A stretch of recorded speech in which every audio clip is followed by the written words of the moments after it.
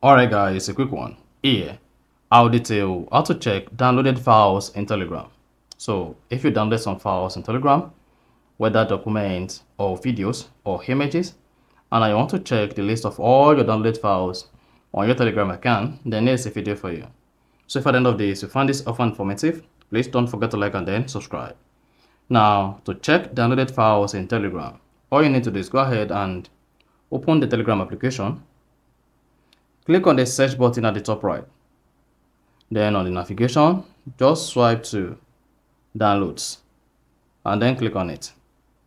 Then you should see all your downloaded files here. You can see I have one video downloaded.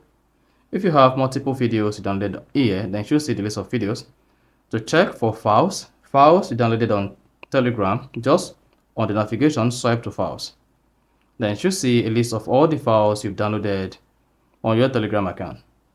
Now you can now go ahead, choose to open the files or re-download the files. So just click on it again to re-download, and then you can see the file like this.